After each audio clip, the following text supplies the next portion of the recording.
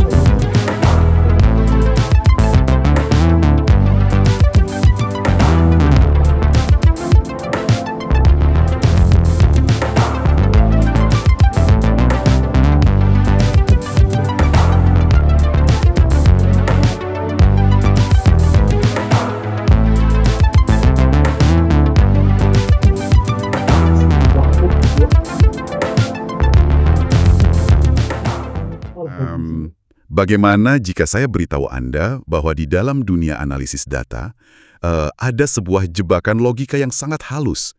Bayangkan Anda sedang melihat sebuah kebakaran, Oke. Anda menyadari satu pola. Setiap kali asap mulai menipis dan menghilang, apinya itu selalu padam beberapa saat kemudian. Ya, dan bagi sebuah mesin atau komputer yang hanya membaca deretan angka, pola ini bisa dengan mudah diterjemahkan menjadi kesimpulan yang radikal, kan?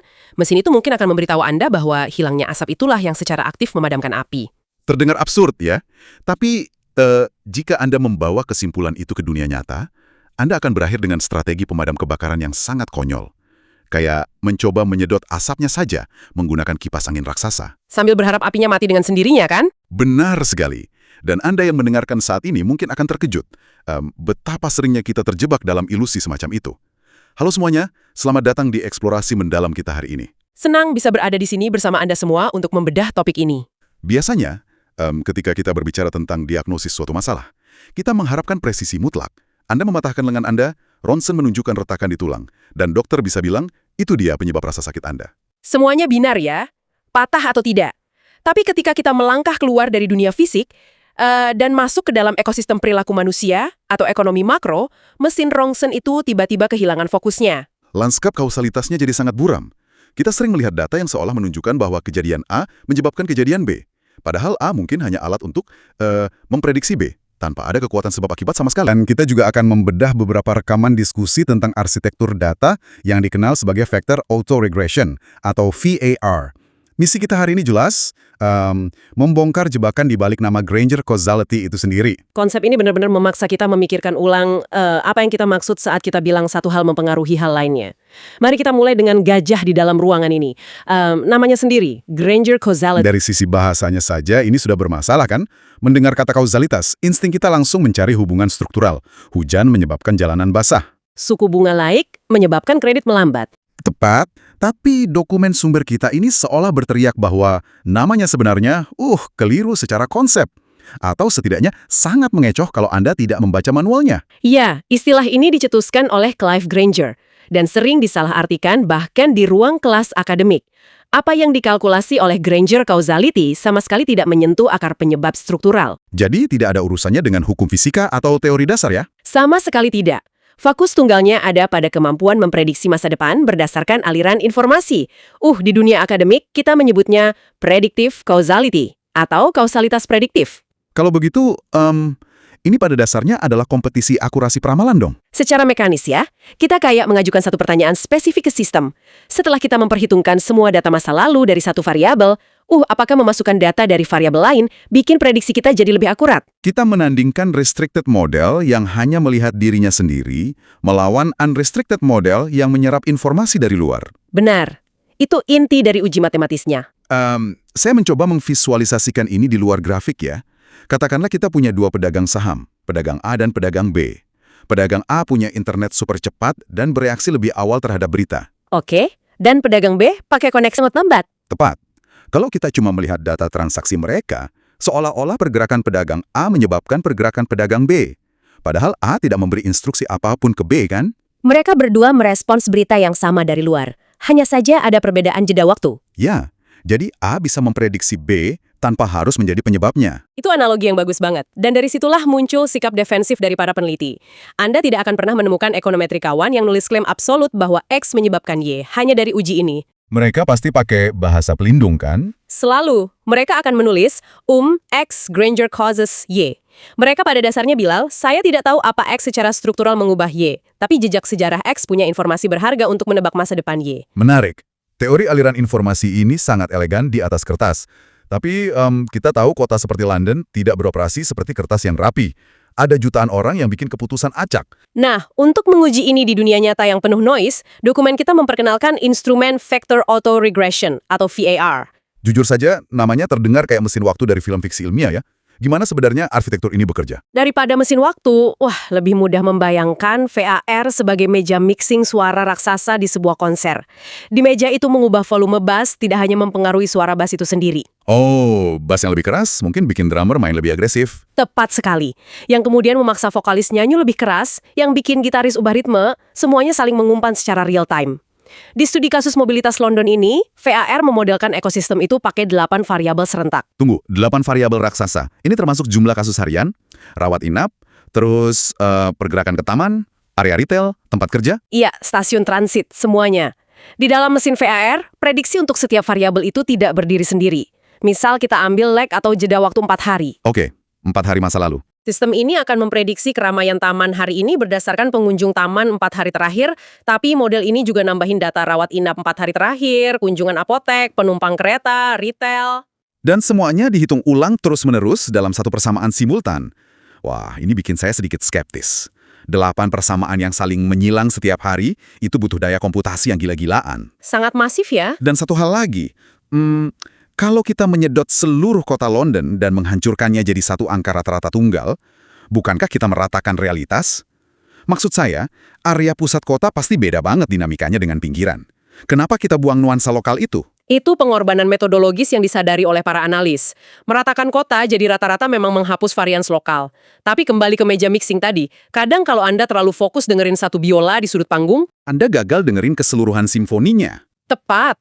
VAR dibangun untuk melihat makro arsitektur kota. Tujuannya mendeteksi pergeseran detak jantung kota sebagai satu organisme, bukan bikin peta per wilayah. Melihat hutan dari helikopter, bukan menginspeksi kulit kayunya ya. Analogi yang pas. Tapi, mengoperasikan helikopter itu seringkali penuh masalah sepele yang untungnya didokumentasikan secara transparan di dokumen sumber kita. Anda pasti bicara soal tragedi nama variabel di software Stata. Ya, itu sungguh membuat frustrasi, tapi juga sangat lucu. Bagi Anda yang mendengarkan, ini adalah momen di mana dokumen PDF yang tadinya berat banget secara matematis, tiba-tiba berubah jadi komedi gelap.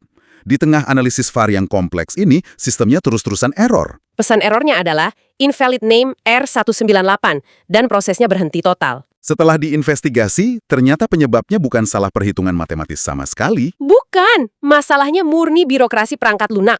Stata punya aturan lama yang membatasi nama variabel maksimal 32 karakter. Dan data mentah dari Google Mobility punya satu variabel yang namanya Retail and Recreation Percent Change, yang kalau dihitung manual, Panjangnya tepat 33 karakter. Seluruh jaring matematis bernilai jutaan komputasi ini mogok cuma karena kelebihan satu huruf di ujung nama file. luar biasa. Itu realitas data science banget ya. Analis menghabiskan waktu merancang logika elegan, terus bertarung melawan batas karakter dari sistem peninggalan dekade lalu. Begitulah di lapangan. Tapi setelah huruf terakhir itu dipotong dan mesin VARF akhirnya jalan, hasil outputnya benar-benar ngasih lensa yang tajam untuk melihat aliran informasi tadi. Mari kita bedah tabel outputnya. Ini jantung dari eksplorasi kita hari ini. Tabel hasil perintah VAR Granger. Di sini, kita menguji seberapa dominan riwayat kasus COVID-19 mempengaruhi mobilitas. Variable case count ya. Disinilah kita beralih ke angka absolut. Dan untuk menavigasi ini, kita harus melihat kolom prob lebih besar dari C2. Kolom probabilitas. Ya, dalam lautan noise data, di mana orang bisa batal pergi karena hujan atau ban bocor, statistik butuh batas untuk menyaring sinyal murni. Ambang batasnya biasanya di angka 0,05. Kalau kita ketemu angka di bawah 0,05, alarm berbunyi. Itu berarti polanya mustahil terjadi cuma karena kebetulan acak. Betul sekali. Nah, sistem menanyakan, apa riwayat lonjakan case count bantu prediksi jatuhnya mobilitas ke area retail? Angka probabilitasnya adalah 0,004. Wow, 0,004. Itu bukan cuma di bawah batas, itu menghancurkan batasnya. Sinyalnya sangat masif. Ya, itu mengonfirmasi bahwa kalau Anda tahu tren infeksi COVID, Anda punya instrumen kuat untuk tahu bahwa toko-toko retail akan segera kehilangan pengunjung. Sejarah infeksi menuntun kita ke masa depan mall ya.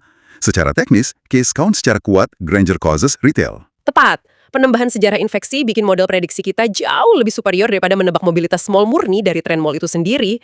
Tapi narasi ini berbelok tajam di baris lain. Nah, ini yang butuh penjelasan logis. Kalau kita geser ke hubungan antara case count dengan kunjungan ke parks atau taman kota, angkanya berubah drastis jadi 0,186. Sangat jauh di atas 0,05, secara statistik ini diklasifikasikan sebagai tidak signifikan. Saya mau mastiin implikasinya nih. Anda bilang, masukin seluruh data mengerikan soal COVID sama sekali tidak memberi keuntungan matematis untuk memprediksi apa orang London akan pergi ke taman besoknya? Yang model yang tahu tentang COVID dan model yang buta tentang COVID akan punya akurasi tebakan yang sama persis untuk taman. Itu gila sih.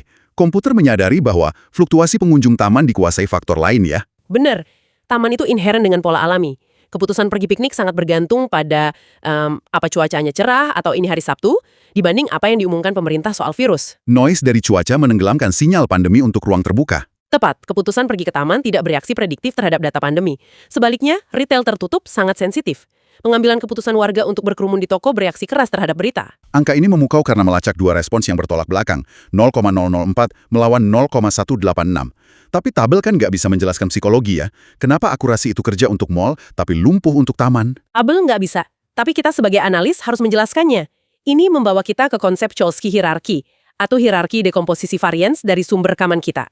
Komputer kan nggak tahu apakah ayam mendahului telur. Ya, komputer butuh panduan arah waktu yang logis. Menggunakan teori epidemiologi dan sosiologi, peneliti memaksa metrik COVID seperti rawat inap untuk berada di puncak hierarki Cholesky ini.